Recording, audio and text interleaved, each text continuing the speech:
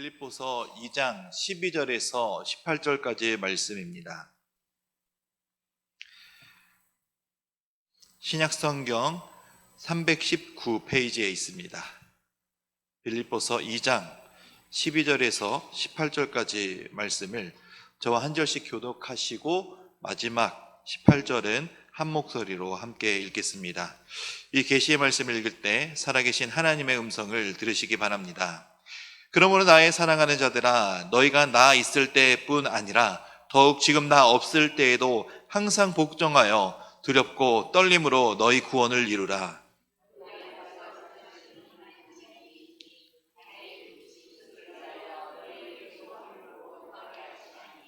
모든 일을 원망과 시비가 없이 하라.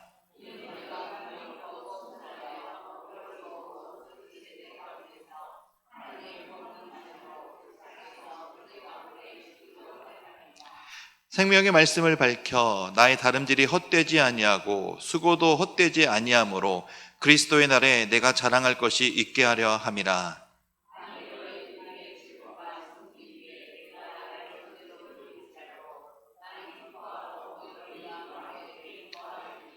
이와 같이 너희도 기뻐하고 나와 함께 기뻐하라. 이는 하나님의 말씀입니다. 아멘. 우리가 신앙생활을 하다 보면 이런 생각과 질문들이 들 때가 있습니다. 하나님을 믿는데 왜 아직도 나의 삶이 힘들까요? 신앙생활을 오래 했는데도 왜 여전히 해결되지 않는 문제들이 있을까요? 이런 마음과 질문들은 누구에게나 다가올 수 있다라는 것입니다. 예수님을 믿는다고 해서 모든 문제들이 단번에 해결되면 얼마나 좋을까요? 그러나 그 모든 문제들이 단번에 해결되는 경우는 거의 드물다라는 것입니다. 그러나 하나님께서는 우리 삶에서 또 우리 안에서 조금씩 분명히 일하고 계시다라는 것을 우리는 잊지 않아야 됩니다. 오늘 우리가 읽은 본문이 바로 이러한 사실을 가르쳐주고 있습니다. 바울은 감옥에 있으면서도 빌립보 교회 성도들에게 이렇게 권면하고 있습니다. 두렵고 떨림으로 너희의 구원을 이루라. 너희 안에서 행하시는 이는 하나님이시다라고 권면하고 있습니다. 즉 우리가 하나님을 나의 구세주이시고 이 세상을 창조하시고 우리의 삶을 인도하시는 인도자로 믿는다라면은 그 믿음이 우리의 삶 가운데서 드러나야 한다라는 것입니다. 하나님께서는 우리 안에서 일하는 분이시지만 동시에 우리가 그분께 순종하고 함께 걸어가야 하는 믿음이 있어야 된다라는 것입니다. 오늘 말씀을 통해 일평생 어떻게 신앙생활을 해야 하는지, 또 세상 속에서 어떻게 빛으로 살아야 하는지, 그리고 어떤 마음으로 서로를 대해야 하는지 함께 나누어 보고자 합니다. 먼저 우리는 하나님이 주신 구원을 삶으로 이루어내야 합니다. 바울은 이렇게 말하고 있습니다. 항상 복종하여 두렵고 떨림으로 너희의 구원을 이루라. 이 말은 스스로 구원을 얻으라라는 뜻이 아닙니다. 구원은 이미 예수님을 믿는 믿음으로 우리에게 주신 하나님의 은혜의 선물입니다. 그렇다면 이미 예수님을 믿는 믿음으로 인해 우리가 구원의 선물을 받았는데 구원을 이루라는 말은 무슨 뜻일까요? 그것은 이미 받은 구원을 삶으로 드러내야 된다라는 뜻입니다. 즉 구원받은 사람답게 살아라라는 것이죠. 우리가 구원받은 사람이라면 우리의 말과 그리고 우리의 행동 또 사람들과의 관계 속에서도 예수님이 드러나야 한다라는 것입니다. 내가 예수님을 믿는 사람이라면 믿지 않는 사람들이 나의 삶과 행동을 보고 저 사람을 통해 예수 그리스도가 드러나야 되는 삶을 살아야 된다라는 것이죠. 우리가 2주 전에 앞서 보았던 6절과 11절에서는 예수님은 고난과 비방을 받으셨지만 최후 승리하시고 높아지신 것처럼 우리 성도들, 즉 그리스도인들 역시 늘 신앙의 표본이신 예수님을 닮아가는 것으로 자기를 낮추고 겸손하게 살아가면서 우리에게 주신 구원을 날마다 이루어 가야 된다라는 것입니다. 우리가 교회에 나와서 예배 드릴 때만 아니라 직장에서, 가정에서, 또는 우리의 모든 삶의 전반적인 영역에서 항상 하나님을 의식하며 살아가는 것이 바로 구원을 이루는 삶, 즉 성화의 삶입니다. 또한 구원을 이루는 것은 예수님의 모습을 닮아가기까지 이루어져야 가야 한다라는 것이죠. 그러니 우리의 삶 가운데 이기심이나 불화, 싸움 등을 점차 없애는 영적 성숙을 위해 힘써 살아가야 된다라는 것을 말하고 있는 것입니다.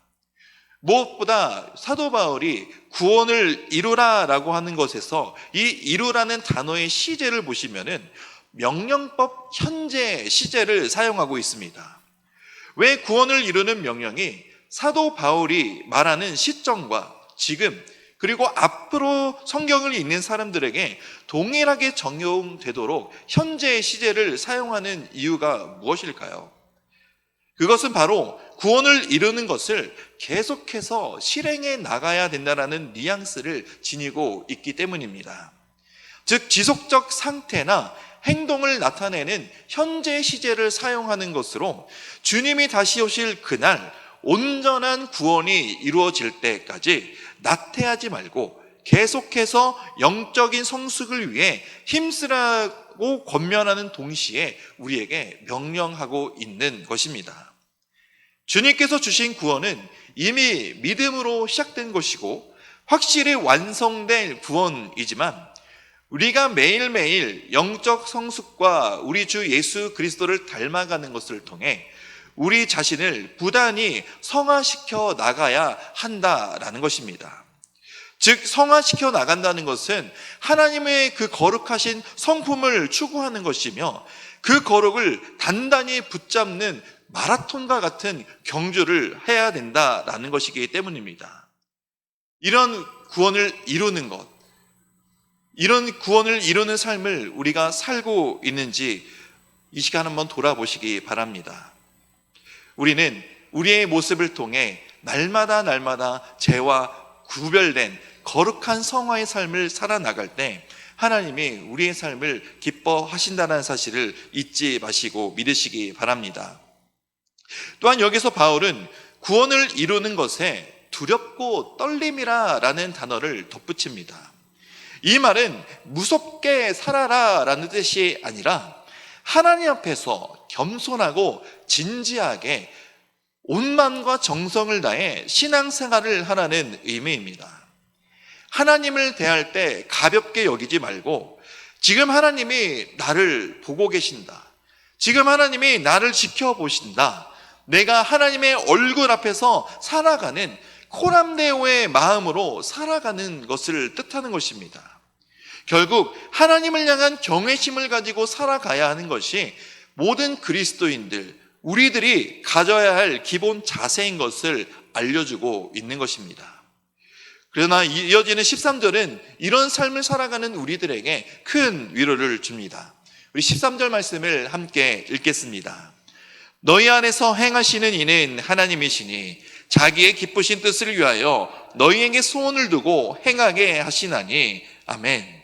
이 말은 우리가 혼자 힘으로 신앙생활을 하는 것이 아니라 하나님께서 우리 안에 역사하고 함께 하시고 동행하시며 이끌어 가신다라는 것입니다. 우리가 일반적인 생활을 하면서 교회를 떠나고 또 예배를 하지 않는 매일매일 삶을 살아가면서 하나님의 말씀을 읽고 싶어지는 마음, 그리고 하나님께 기도하고 싶어지는 마음, 또 삶에서 예배드리고 싶어지는 마음들, 이 모든 것이 하나님께서 우리 안에 두신 소망 또 소원입니다.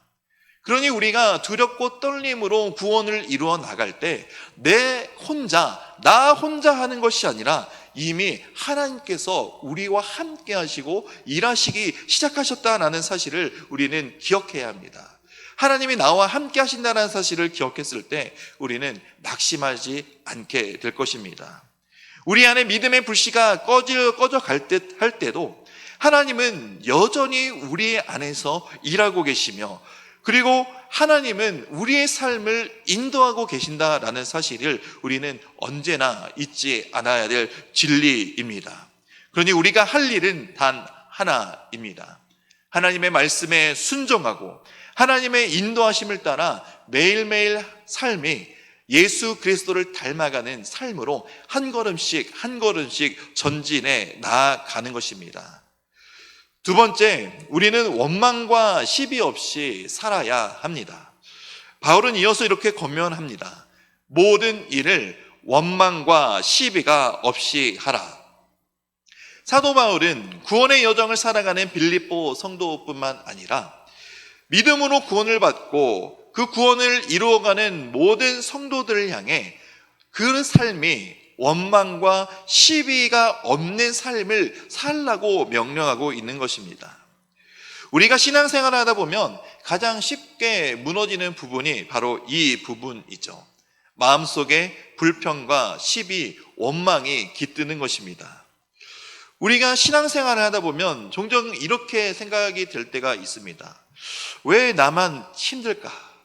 저 사람은 힘들어하는 것 같지 않은데 왜 나만 이런 어려움이 생길까? 저 집사님은, 저 장로님은, 저 권사님은 저렇게 잘 사는데 왜 나만 이렇게 힘들게 살아갈까? 나는 교회에서 이렇게 봉사하는데 왜 저 사람은 한 번도 봉사를 하지 않지? 이런 생각과 마음이 불현듯 찾아올 때가 있지 않으십니까? 이런 생각을 하게 된 근본적인 이유는 하나님께서 나에게 주신 은혜를 망각했기 때문입니다.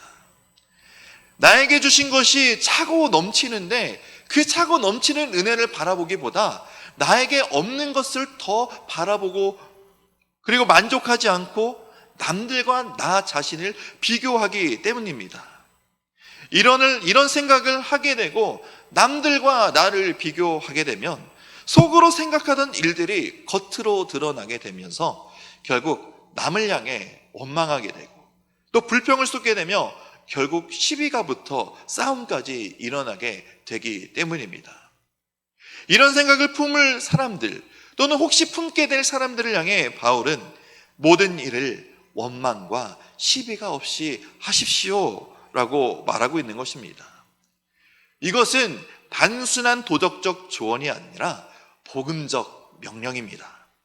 왜냐하면 우리가 원망과 시비를 멈출 때 비로소 그리스도의 빛이 우리를 통해 드러날 수 있기 때문입니다. 우리 15절 말씀을 함께 읽겠습니다. 이는 너희가 흠이 없고 순전하여 어그러지고 거스르는 세대 가운데에서 하나님의 흠없는 자녀로 세상에서 그들 가운데 빛들로 나타내며, 이 말씀은 우리 시대에도 그대로 적용되고 있는 말씀입니다. 바울은 빌립보 성도들이 살아가던 그 당시 시대를 어떤 시대라고 이야기하냐면 어그러지고 거스르는 세대라고 이야기합니다. 그러나 사도 바울이 살아가던 당시뿐만 아니라 세상은 이전에도 지금도 앞으로도 어그러지고 거스르는 세대입니다. 이 어그러지고라는 헬라어 단어의 뜻에는 성실하지 못한, 사악한, 불공평한, 무정한이라는 뜻이 담겨 있는데 결국 하나님의 법이 제시하는 똑바른 정도의 길에서 벗어나 구부러지고 뒤틀린 모든 것을 의미하는 것입니다. 또한 거스르다라는 단어는 그르치다, 곡해하다, 타락시키다라는 뜻이 있는 단어로 이 역시 하나님의 말씀하신 그 율법과 하나님의 법에서 그 정도에서 왜곡되어 있는 상태를 나타내고 있는 것입니다. 따라서 어그러지고 거스르다라는 이런 표현은 하나님 앞에서 불법적이며 사악하고 왜곡된 세상의 정신 상태의 모든 것을 포함한 것으로 볼 수 있는 것입니다. 정직보다 나의 이익을 택하고 용서보다 분노나 복수를 택하며 진리보다 자기 감정을 따라가는 타락한 세상이 바로 우리가 살아가고 있는, 또 앞으로 살아가게 될 세상입니다. 결국 사도 바울 시대 빌립보 성도뿐만 아니라 세상의 모든 시대의 성도들이 다 어그러지고 거스르는 셀의 한복판에 서서 살아가는 것입니다. 이런 타락한 시대 속에 하나님은 우리들을 하나님의 자녀로 불러주셨습니다. 하나님은 우리를 복음의 빛을 발할 수 있도록 우리를 불러주셨습니다. 이러한 세상 속에서 우리가 해야 할 일은 단 하나입니다. 나를 위해 죽으시고 부활하신 예수 그리스도의 복음의 빛으로 살아가는 것입니다. 빛은 어둠 속에서 가장 잘 보입니다. 우리가 세상 속에서 정직하게 살고 사람들을 미워하지 않고 감사하며 순종하는 모습으로 살아갈 때 사람들은 점차 이렇게 살아가는 그리스도인들을 통해 바로 예수 그리스도를 바라보게 될 것입니다. 16절은 이렇게 말합니다. 생명의 말씀을 밝혀 나의 다름질이 헛되지 아니하고 수고도 헛되지 아니하므로 그리스도의 날에 내가 자랑할 것이 있게 하려 함이라. 생명의 말씀이란 곧 예수 그리스도의 복음, 하나님의 말씀입니다.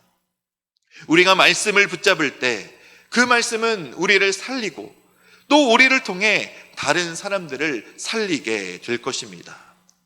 그래서 우리가 해야 할 일은 말씀을 읽고 그 말씀대로 살아가며 복음대로 살아가며 이 어두운 세상을 밝히는 것입니다.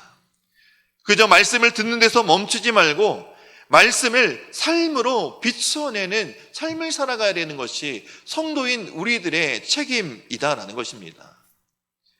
세상은 말보다 삶을 바라봅니다. 우리가 원망 대신 감사로, 시비 대신 겸손으로 살아갈 때 그 삶이 바로 복음의 빛이 된다는 사실을 믿으시기 바랍니다.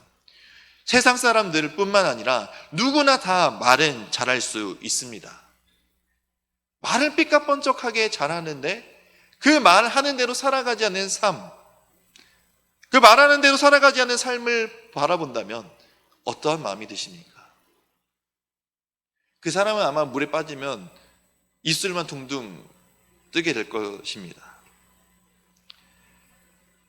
말만 잘하고 삶이 그 말대로 변하지 않는 삶을 살아간다면 세상에서도 역시 그런 사람을 불신하고 신용하지 않는데 하물며 우리 그리스도인들은 어떠하겠습니까? 사랑을 이야기하고 섬김을 이야기하며 겸손과 낮아짐을 이야기하지만 삶에서 우리들이 사랑하지 않고 겸손하지 않고 섬기지 않고 낮아지지 않는 삶을 살아간다면 그 누가 우리를 통해 예수 그리스도를 바라볼 수 있겠습니까? 세상은 더 사악하고 불공평하고 자기 자신만을 위한 세상으로 더 빠르게 달려갈 것입니다. 말 그대로 암흑으로 덮인 세상이 될 것입니다.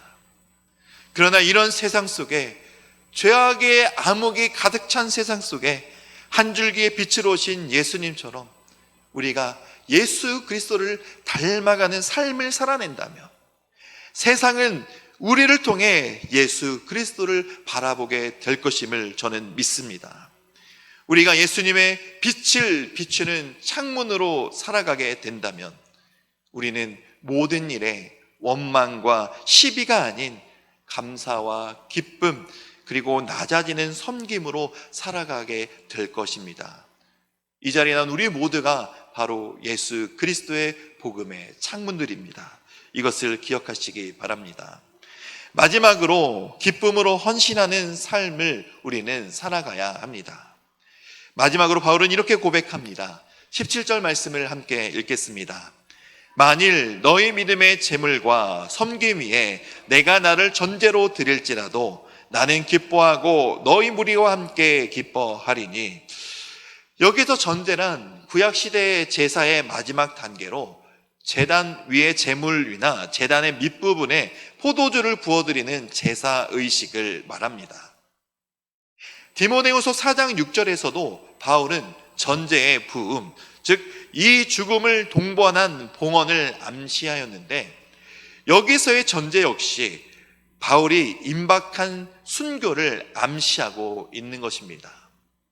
따라서 자의가 아닌 타의에 의하여 바울이 죽음에 넘겨진다는 사실을 말하고 있는데 바울은 지금 빌립보 교인들의 믿음의 삶을 위해서라면 자기 자신의 삶이, 나의 목숨이 피로 전제로 부어질지라도 기뻐할 것이다 라고 말하고 있는 것입니다. 즉 교인들의 성화의 삶을 위해서라면 자기의 생명을 하나님께 기꺼이 드릴 준비가 되어 있다라는 것을 말하고 있는 것입니다. 죽음을 앞에 두고 있지만 바울 사도는 두려워하지 않았습니다. 오히려 기뻐한다라고 말하고 있습니다. 왜 그럴 수 있겠습니까? 바로 사도 바울 자신의 헌신이 예수 그리스도 앞에 살아낸 모든 삶이 헛되지 않을 것을 믿었기 때문입니다. 바울 그의 수고와 고난이 빌립보 성도들의 믿음을 세우는 도구가 되기 때문입니다. 그래서 18절에는 이렇게 말합니다. 이와 같이 너희도 기뻐하고 나와 함께 기뻐하라. 아멘. 즉 바울의 기쁨은 바울 혼자만의 기쁨이 아닙니다. 공동체가 함께하는 복음의 기쁨입니다. 신앙생활은 때로는 힘들고 때로는 희생을 요할 때도 있습니다. 그러나 그 모든 헌신의 끝에는 하나님께서 주시는 기쁨이 있다는 사실을 믿으시기 바랍니다. 하나님께 드려진 헌신은 결코 헛되지 않습니다. 주님은 우리의 눈물과 수고를 기억하시고 또 그것을 통해 다른 사람들의 연약한 믿음을 세울 것입니다. 그러므로 어떤 사역이든지 어떤 자리에 있든지 어떤 헌신과 봉사의 자리에 있든지 우리가 가져야 할 마음은 바로 기쁨과 감사의 마음입니다. 그렇기 때문에 우리는 주님 앞에 모든 헌신이 기쁨과 감사함으로 감당해야 합니다. 내가 드린 시간, 내가 주님 앞에 드린 물질, 그리고 기도, 모든 헌신과 섬김이 주님께 드려지는 전제임을 기억하시기 바랍니다. 우리가 그런 전제로 드려질 때 하나님께서 우리의 삶을 복음의 향기로 사용하실 것입니다. 사랑하는 대명교회 성도 여러분, 오늘 본문을 통해 우리는 두렵고 떨림으로 살아가는 삶이 무엇인지 함께 나눴습니다. 이런 두렵고 떨림은 우리가 흔히 느끼는 세상 속에 느끼는 두려움이 아닙니다. 불안이 아닙니다. 이 말은 하나님을 경외하며 하나님의 손 안에서 평안히 걸어가는, 살아가는 삶을 뜻합니다. 우리 삶 속에서 하나님께 순종하며 매일매일 하루하루를 하나님의 뜻 안에서 살아간다면 그것이 바로 두렵고 떨림으로 살아가는 삶인 것을 기억하시기 바랍니다. 우리가 이렇게 살아갈 때 우리의 삶은 자연스럽게 복음의 열매를 맺게 될 것입니다. 말뿐이 아닌 삶이 동반한 믿음으로, 삶으로 드러나는 믿음으로 세상 속에서 하나님의 복음의 빛을 발하는 삶이 될 것입니다. 우리가 흘리는 시간과 기도, 섬김과 헌신은 비록 사람이 몰라준다 할지라도 결코 헛되지 않습니다. 하나님이 다 기억하고 계시기 때문입니다. 그러니 오늘 말씀을 마음에 새기시기 바랍니다. 매 순간 하나님 앞에 겸손과 감사로 살아가시고 서로를 세워가며 복음의 빛을 세상 속에 비추는 삶을 살아가기를 결단하시기 바랍니다. 우리가 이런 삶을 살아갈 때 우리의 구원은 단순히 미래에 이루어질 약속이 아니라 지금 이 순간에도 삶 속에서 이미 아름답게 이루어지고 있음을 경험하게 될 것입니다. 오늘부터 우리의 삶 속에서 구원을 이루며 세상 속에서 빛으로 살아가고 기쁨으로 헌신하는 그리스도인의 삶을 힘차게 살아가시기 바랍니다. 하나님께서 우리 모든 성도님들 한 사람 한 사람과 함께 하시며 우리 성도님들의 수고와 헌신을 반드시 기억하시고 열매로 보상하실 것입니다. 그 주님을 기대하고 믿음으로 승리하는 삶으로 두렵고 떨리는 빛나는 성화의 삶을 살아가시길 주님의 이름으로 축원드립니다.